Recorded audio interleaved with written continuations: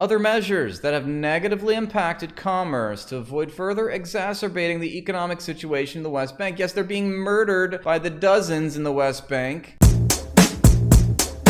And they're being murdered by the tens of thousands in the Gaza Strip. But the bravery of our EU, G7, the most brave Western European and American leaders have gotten together to urge deregulation so that as to not negatively impact our economy. The economic situation in the West Bank is deteriorating, not the human life situation in the West Bank, but the economic situation is, and that's something that we should care about. Won't someone please think of the CEOs? They're being negatively impacted right now, and we need to ease that. The economic situation in the West Bank is dire. Thank you very much. Please. Bombs away, but please let us have our economy. Please don't take away our economy. Despicable. Absolutely spineless, despicable, bloodthirsty demon psychopaths that run the world. Most people in this world are good. Most people aren't sociopaths. But these people are, and they have the power. And maintaining economic stability in the West Bank is also critical for regional security. I mean, Jesus Christ. The security of the economy is of the utmost importance. Thank you, O brave G7 finance ministers.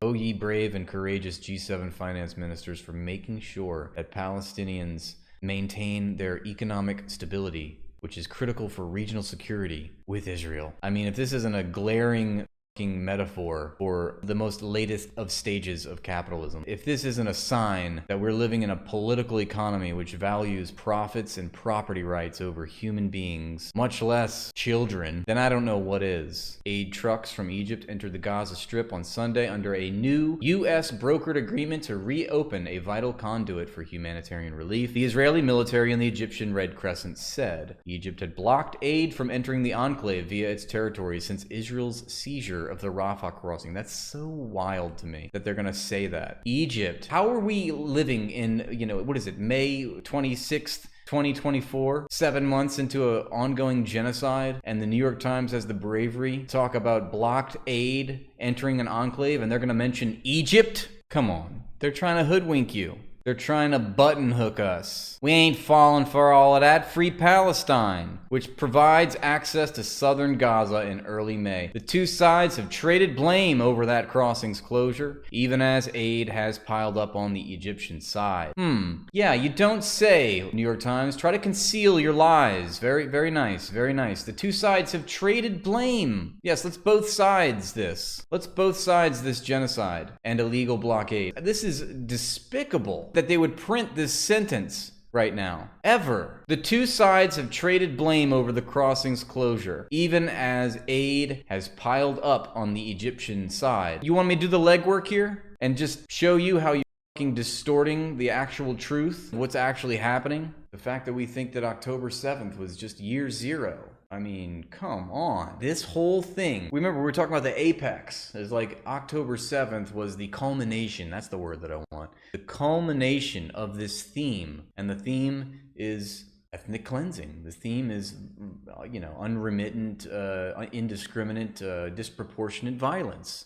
That's been the theme playing out in the background for 76 plus years. Hamas fires rockets at central Israel for first time in months. This is excellent news. Can you believe they're firing rockets at Israel? Savages. Israel's military says the rockets came from Rafah. Oh, you don't say! Really? Rafah, where you're conducting an international crime right now. How dare they fight back, those peasants? How dare they? They're supposed to go along with their ethnic cleansing, guys. Hamas launched a barrage of rockets at central Israel on Sunday, setting off air raid sirens in the Tel Aviv area. I can't believe the chosen pee-hole can't keep their people safe in their promised land. The Israeli military said at least 8 rockets were fired from the southern Gaza city of Rafah, where Israel forces have been advancing in an operation against Hamas that has drawn global scrutiny. Over 800,000 Palestinians have fled Rafah in the face of the Israeli offensive, deepening the humanitarian crisis in the enclave, according to the United Nations. Air defenses shot down a number of rockets, according to the Israeli military, and there were no immediate reports of major damage. Israel's emergency service said 2 women were lightly wounded as they fled to a bomb shelter. Hamas's armed wing the Qassam brigades, took responsibility for the rocket fire, saying it came in response to massacres against civilians. Oh, you don't say. And they injured 2 people. The remains of a rocket fired from Gaza in Herzliya, Israel. Israeli leaders have insisted for months that a large-scale ground operation in Rafah was necessary to root out the brigades of Hamas militants that remain in the city. The Biden administration, the United Nations, and human rights groups have all expressed serious concern over the offensive, which they had said threatened the safety of civilians sheltering there. On Friday, the International Court of Justice appeared to order Israel.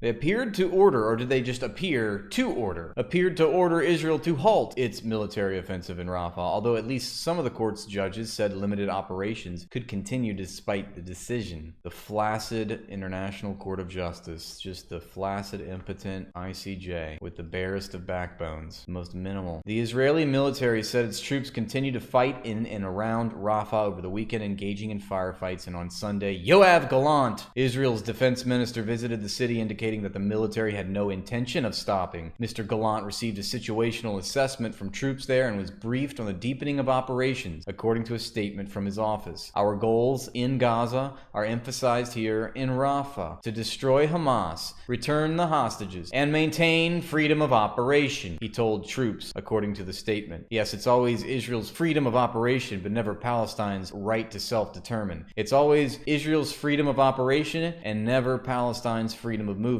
Israeli politicians also said the rocket fire demonstrated the necessity of the Rafah offensive. Benny Gantz shit his pants, and then he said, after he shit his pants, called the incident proof that wherever Hamas is, the Israeli military must act. Yes, wherever Hamas is, wherever people are. The rocket barrage briefly disrupted daily life in central Israel, where many people have settled into a kind of wartime routine. Thousands of Israelis called up for the military's reserves in the aftermath of the Hamas-led October 7th attacks have returned home, and rocket attacks have been largely aimed at communities close to the border with Gaza and with Lebanon. Ceasefire talks and other news: Israel's war cabinet will meet on Sunday night to discuss continuing efforts to reach a ceasefire deal and free hostages held in Gaza. They're having all the meetings in the world to discuss these efforts of reaching potentially a pathway to another pathway to a ceasefire deal, according to an Israeli official who spoke on condition of anonymity. Given the sensitivity of the talks, diplomats are aiming to restart negotiations for a ceasefire between Israel and Hamas at some point in the next week, according to 3 officials briefed on the process. According to the officials, preliminary discussions were held this weekend in Paris. At least 7 people were arrested in Tel Aviv on Saturday night as demonstrators protested against Prime Minister Benjamin Netanyahu of Israel, featuring a large banner that read "Crime Minister." Ooh, that's a good one. I didn't think about that. The Crime Minister. And also the Crying Minister. Many in Israel are angry that he has not done more to bring home the more than 100 hostages believed to be still held in the enclave. I love how they characterize it as an enclave. It's so telling. We're supposed to be talking about a national territory, right? But it's just an enclave. Why is it an enclave? Because it's quarantined off from the rest of its territory.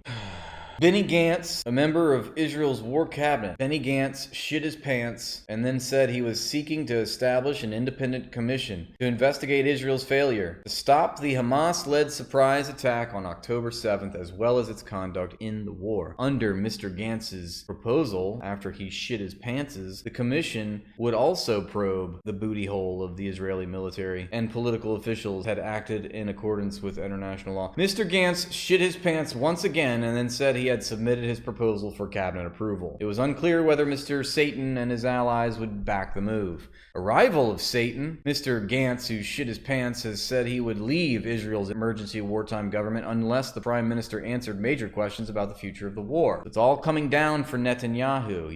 He's beset, besieged by all sides, however you want to put it. His internal coalition is fracturing. People are protesting in Tel Aviv. Tel Aviv's getting bombed. They're at war with all these other countries, and I still say it's the end days for Israel. I know that there's going to be some sort of post-genocide conclusion, but I think it's going to be over time. It might take years and years, but I don't think Israel's going to be around much longer. Those hostages are probably gone now. Apartheid Israel bombed them to pieces. What's funny is that they bombed them and then they starved them. They decided not to even feed their hostages. If they starve Gaza, they're also starving their hostages. They don't give a So you got Mr. Gantz who's shitting his pants over there, and we've been hearing this for months. Because remember, before October 7th, Netanyahu was already being sued by his courts, right? By like the top court in Israel. A lot of political unrest with how he was consolidating his power over the judicial system in Israel, if I remember that correctly. He's being tried by the international courts and the domestic ones. We always knew that once the dust settled, there'd be some sort of internal move or motion to oust Netanyahu, because he's the one that presided over the worst attack. Israelis call it the worst attack since the Holocaust. How they want to church it up or whatever. It's wild to think that they're the victims here. It's not an attack on them. It's a self-defense. It's not an offensive maneuver. It's an act of desperation. I'm talking about October 7th. An act of desperation. Nobody wants to say that. So under Mr. Gantz's proposal, the commission would also probe whether Israeli military and political officials had acted in accordance with international law. Of course, they're always internally investigating themselves. This is nothing new. They constantly are charged with these crimes. They reject the international consensus. This is a culmination of a theme. All these themes have been playing out in the background, and then finally now it's come to the surface in some awful ways. When you can control how much goes in and comes out, you can crank it up or turn it down however much you want. It's a war crime, okay? It's already a war crime. Everything about this situation is just one big war crime. It's like a war crime built on top of a war crime. Remember, there can be no legal right derived from an illegal act. That goes back to ancient Greece or some shit. 97% of the water is toxic in the Gaza Strip even before October 7th. 90% of all their economy was smuggled through tunnels coming from Egypt. Yeah, the Gazans all voted for Hamas, so that's the argument that you give for Israelis' ethnic cleansing. This is typical settler colonialism logic. Just because people elect their officials, you don't like who they elected, that doesn't give you the right to go in there and do a bunch of war crimes. Sorry. In every humanitarian crisis on Earth, the people are allowed to flee, whether it be an artificial or a natural catastrophe. But not so with the Gazans. They cannot leave. They are forced to stay, flee from one town to the next, and then they just keep getting bombed and over and over and over again. It's quite obvious to see what's going on. Israel can claim the negligence all at once. It knows whether or not it's indiscriminate or discriminate. If it materially does the same thing, then you can't plead negligence, because there's really no difference between saying, well, oops, or no, that was our intention. Well, it was the same outcome. Nixon ordered Cambodian genocide. Clinton sent cruise missiles to Sudan, people died. Obama gave the orders to do drone strikes.